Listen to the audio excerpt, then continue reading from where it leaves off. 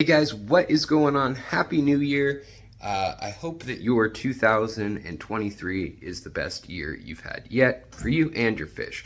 Today, I am really excited. We have an unboxing of some fish from down in Florida. When I was down in Florida, I caught some of these fish. Some are still at Grant's house. And then I also got a hold of Ryan Kinney and was able to have him ship me some more of the Elassomas that I caught, the Elassoma gilberti, I believe, or maybe Everglades. We'll see when we open them. And let's take a look at what I got. He was extremely kind in sending me some, and I wanted to just give out a shout to his channel, Wild Fish Tanks, and to him and all the kind stuff he does in this community, native fish keeping and in just, overall fish keeping, YouTube, you name it. So he has a lot of cool videos going out and collecting wild fish, going fishing, stuff like that.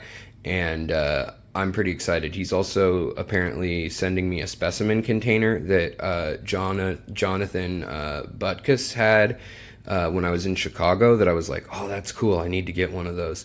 And this is the man who had them. So I wanted to give him a shout out, and you can look him up if you'd like. I'll put a link in the description to his stuff. And let's see the fish that he sent. All right, my friends, let's see what we've got in here. Oh, excellent packaging. I love this. So you can get your finger in there, pull it out. I hate when you have to fuss with styrofoam. Also, heat packed, still totally warm. And then he's also got info in here in a baggie so it doesn't get ruined, which is so great. This guy's a pro. Enjoy, Alex. And he sent me his cards. So here you guys can check this out. He sells art and then also shirts too that I really like. Live, native, and tropical fish, wildfishtanks.com. He does custom art and stickers too, so it's pretty cool. And he's got his policies. He's got what to do, and he goes by Ryan, the lucky schmuck fish keeper handle also. But in here, sustainably packed with recyclable materials. Start a fire with them or pack them again, which I always appreciate over all the other stuff that people pack in sometimes. Ooh, this is what I was excited about. So these are acrylic cotton swabs. I know that sounds weird. Alex, what are you talking about? Q-tips? Yeah, I'm talking about Q-tips. This acrylic box was incredible for catching small fish and photographing them. It works so well. It's angled so they don't go in a circle and then like their face looks 3 times bigger than their tail. It's only good for fish up to 4 or 5 inches, maybe 4.5 inches it looks like. But this works really well for the smaller species to get a good shot. And a lot of the ones we got, and it's a nice acrylic. The one we got over in Chicago, we took the pictures in that. All right, so everything feels warm. I mean, it feels room temperature. And here we've got, oh, look at that, 3 little sunfish. And these look to be the gilberti, I'm guessing.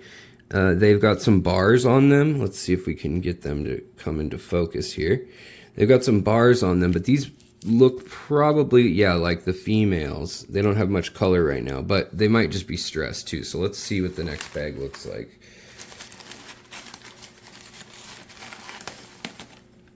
All right, so the next bag, this looks to be males or a mix. So even though they're stressed, it's been dark, you can actually see a little more color on these ones and the patterning.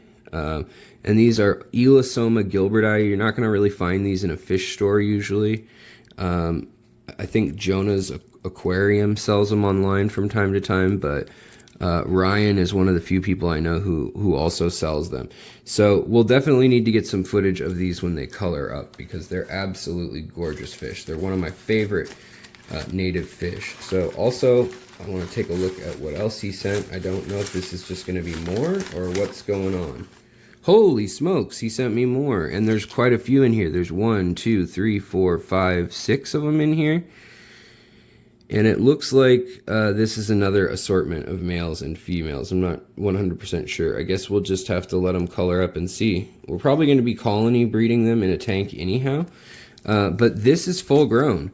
This is as big as they're going to get, about an inch long or a little less even.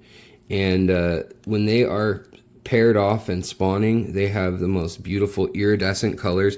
And all this color that you see here, it actually just completely fades away. And they get this beautiful blue tone to them that's really nice. And you don't need a heated tank for them either, which is really nice. So yeah, these are definitely males here. And you can see the patterning on the dorsal fin, the upper fin there. That will become a metallic solid blue, and they can change on a dime. So some days they're just feeling like more colorful than others too. But they will have an iridescent shine, the males generally, when you get them out of the water. Now they like generally acidic water with some minerals in it, which can kind of be an oxymoron to some folks if you don't know about that biotope. You can see the blue hue even showing already on the fins as I turn the bag a little bit. But I am so excited to have these. Ryan, they all made it alive. Dude, top-notch work sending these out. So yeah, I've got some. We're going to try breeding them up here in the Northwest, the Pacific Northwest. And I am really excited about these. So thanks again, Ryan. And to all of you, let's just wait a while. For you, it'll just be a moment, but let's see these bad boys colored up. Alright guys, I want to show you how pretty these little things are, even when they're not spawning. Look at that metallic color. Now that's really indicative of the Gilbert eye or the banded Pygmy Gulf Coast Pygmy sunfish. And I put them in here in my Caridina shrimp tank because this tank has had issues lately with scuds and even a few planaria, and they seem to just be going for it. I mean, they seem so happy in here, swimming around, eating every little thing. Look at her belly. I mean, that's a female there. This is a male that's not in spawning mode, and if we had natural light, you'd see a lot more of the metallic looking reflection right now. And then they'll color up into interesting blue, like a dark blue over their whole body, like as dark as its eye is right now. So they're a really cool fish. I've done species spotlights on them before, but they're just another one that I really love, and that is a native, luckily. See, oh, got that scud. That is a native to our wonderful state of Florida. Look at how colored up it is. It's so happy that it got that little scud to eat.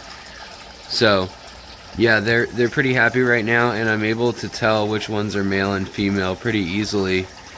Even in a little 2.5 gallon tank where they're kind of acclimating and quarantining, I guess you'd call it.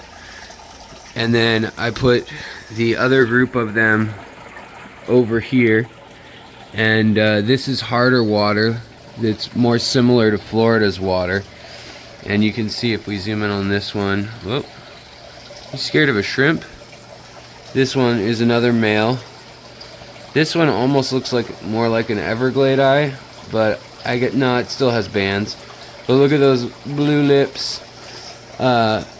They're such neat fish. They'll definitely eat baby shrimp. They're definite hunters, and that's kind of why I put them in here. Is I've got a bunch of pregnant shrimp, and there's a lot of little scuds and tiny little isopods and isocods, little bugs essentially.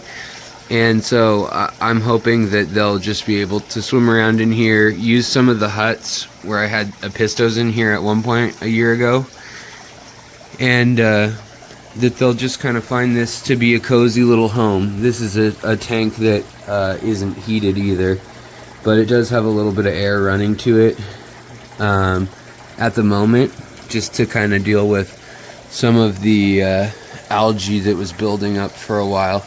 But yeah, I think they're going to be happy in here, and